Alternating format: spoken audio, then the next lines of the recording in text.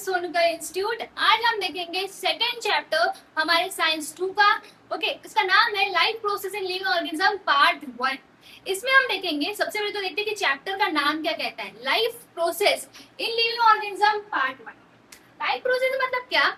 ऐसे कौन से प्रोसेसेस हैं जो लिविंग ऑर्गेनिज्म को लिविंग बनाती है, मतलब ऐसे कौन से प्रोसेसेस हमारे बॉडी में होती है जो हमको जिंदा रखती है, ठीक है, उनके बारे में पढ़ेंगे। और लिविंग ऑर्गेनिजम्स के बारे में पढ़ेंगे कि हाँ, अभी हम लाइफ प्रोसेस तो देख रहे हैं, तो किसके अंदर देख रहे हैं, लिविंग ऑर्गेनिजम्स के बारे में अंदर देख रहे हैं ना, कि उनके अंदर कौन सी ऐसी प्रोसेस होती है जो उनको क्या करती है, लिविंग बनाती है। सबसे पहले हम देखेंगे कि इसका रोड मैप देखते हैं कि हम कैसे कैसे एक वन बाय वन टॉपिक्स को कवर करेंगे। पहले हम देखने वाले life living organism and life processes, मतलब लिविंग ऑर्गेनिजम्स क्या होती है, उनकी बॉडी कैसे क्या करती है, कोऑर्डिनेट करती है, उनके बारे में डिस्कस करेंगे। और लाइफ प्रोसेस के बारे में डिस्कस करेंगे कि कौन से प्रोसेसेस उनके अंदर होती है, ठीक है, एक ओवरव्यू ले लेंगे इसका। फिर बाद में हम देखेंगे एनर्जी प्रोडक्शन, हमारे अंदर एनर्जी प्रोड्यूस कैसी होती है, मतलब हम जो खाना खाते हैं वो एनर्जी में कन्वर्ट कैसे हो जाता है, इसको देखेंगे कैसे होता है। हम पहले रेस्पिरेशन से स्टार्ट करेंगे। रेस्पिरेशन दो लेवल पे होता है, cellular level respiration and body level respiration, इनके बारे में देखेंगे। और फिर बाद में हम डिटेल में देखेंगे कि कैसे फूड का पार्टिकल ब्रेक डाउन होके ग्लूकोज बन जाता है, ग्लूकोज से फिर वो ग्लूकोज जाएगा ग्लाइकोलाइसिस में, ग्लाइकोलाइसिस से क्या होगा, फिर टीसीए साइकिल में जाएगा। टीसीए साइकिल को हम क्रेब्स साइकिल भी कहते हैं। टीसीए का फुल फॉर्म क्या है, try carboxylic acid cycle. Okay, बाद में हम देखेंगे कैसे वो इलेक्ट्रॉन ट्रांसपोर्ट चेन में जाएंगे। इलेक्ट्रॉन ट्रांसपोर्ट चेन में जाने के बाद कैसे एनर्जी प्रोड्यूस होगी in the form of ATP, वो हम देखेंगे। इन शॉर्ट, हम जो खाना खाते हैं उससे एनर्जी कैसे बनती है उसको हम देखेंगे डिटेल में, ठीक है। फिर बाद में हम देखेंगे सम न्यूट्रिएंट्स के बारे में। अभी हम जो न्यूट्रिएंट्स खाते हैं, हम जो खाना खा रहे हैं उससे हमें न्यूट्रिएंट्स मिल रहे हैं। ओके, अब तक तो हमने देखा कि हाँ, एनर्जी बन रही है, और किससे बन रही है, कुछ इंग्रेडिएंट होगा। अभी कुछ भी बनाने के लिए हमें इंग्रेडिएंट्स लगते हैं। सपोज आप लोग क्या बना रहे हैं, मैगी बना रहे हो, आपको पानी चाहिए, मैगी चाहिए, मसाला चाहिए, नमक चाहिए। उसी तरीके से एनर्जी को बनाने के लिए भी हमें कुछ इंग्रेडिएंट चाहिए, कुछ सामग्री चाहिए। तो इसके जो इंग्रेडिएंट्स है वो है हमारे कार्बोहाइड्रेट, प्रोटीन्स और क्या है, फैट्स है। ओके, अभी एक बात ध्यान में रखनी है, अगर मेरे बॉडी में कार्बोहाइड्रेट, फैट्स एंड प्रोटीन है, सबसे पहले मेरी बॉडी का कार्बोहाइड्रेट डाइजेस्ट होगा और उससे एनर्जी बनाने का प्रोसेस स्टार्ट होगा। सबसे पहले कार्बोहाइड्रेट यूटिलाइज होगा।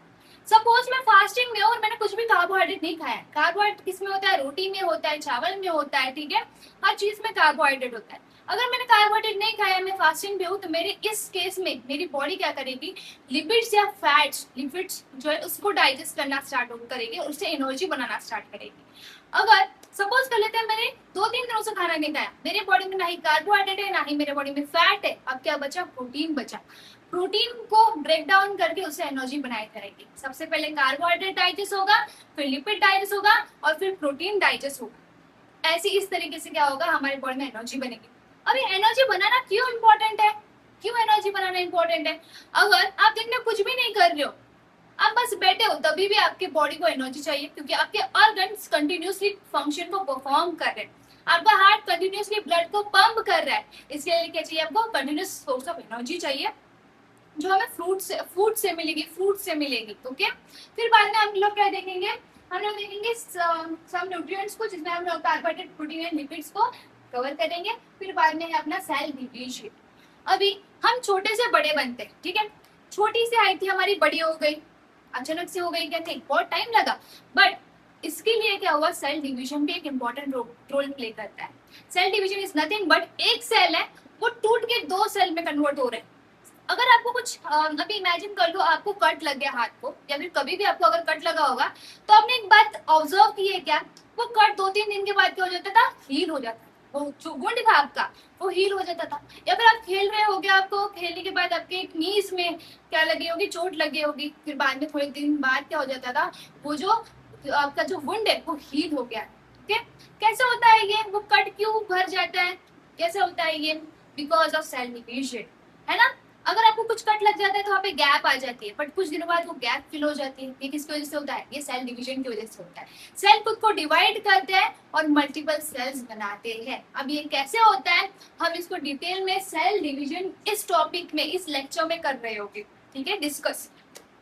अभी फिर बाद में हम क्या करेंगे, सेल डिवीजन को पढ़ने के लिए हमें इतना बेसिक नॉलेज रहना चाहिए कि एनिमल सेल्स किससे, मतलब एनिमल्स किससे बने और प्लांट्स के बेसिक सेल्स कौन से एनिमल स्टेम सेल से बने हैं, जो हमारे बेसिक यूनिट सेल है, जो डिवाइड होके डिफरेंशिएट होके अलग अलग ऑर्गन के अलग अलग सेल बनते हैं, ठीक है। फिर बाद में प्लांट्स सेल किससे बने, प्लांट्स स्टोमेटिक सेल से बने, जो उनके मेन ओरिजिन सेल्स है, वहां से फिर अलग अलग टाइप ऑफ सेल्स बने, ठीक है। इसके बारे में हम डिटेल में डिस्कस करेंगे। मतलब इस चैप्टर में हम देखेंगे कि लिविंग ऑर्गेनिज्म क्या होते हैं, लिविंग ऑर्गेनिज्म लिविंग क्यों है, हम उनको लिविंग क्यों कहते हैं, ऐसी कौन सी चीजें उनमें होती है जो नॉन लिविंग ऑर्गेनिज्म में नहीं होती है। अभी सिंपल सा डिफरेंस बिटवीन है, लिविंग ऑर्गेनिज्म चल सकते हैं, बोल सकते हैं, गा सकते हैं, नाच सकते हैं, ओके। फिर वो क्या कर सकते हैं, ग्रो हो सकते हैं, ठीक है, वो ब्रीथ कर सकते हैं, रेस्पिरेशन कर सकते हैं। बट अगर हम चेयर ले ले या कोई नॉन लिविंग थिंग ले ले, रॉक ले ले, वो ये सब कुछ कर सकते हैं क्या, वो अपनी इच्छा से मूव कर सकते हैं क्या, नहीं, ठीक है। तो डिफरेंस बिटवीन क्या है, वो लोग मूव नहीं कर सकते, वो ग्रो नहीं हो सकते, ठीक है, वो रेस्पिरेशन नहीं कर सकते, वो डाइजेशन नहीं कर सकते, वो सर्कुलेशन नहीं कर सकते। ये डिफरेंस बिटवीन है किसका, living organism and non living organism का। उनमें एनर्जी प्रोडक्शन नहीं होती, हमें एनर्जी प्रोडक्शन होती है। इसको डिटेल में देखेंगे हम लोग इस चैप्टर्स में, ठीक है। ये बहुत इंटरेस्टिंग चैप्टर है जिसमें हम ह्यूमन बीइंग्स के बारे में, जो हमारी प्रैक्टिकल लाइफ है उसके बारे में ज्यादातर इंपॉर्टेंट चीजें सीख रहे होंगे, ठीक है। So this is for today. Learn today and live tomorrow with us. Next lecture में हम देखेंगे first topic living organism and life processes.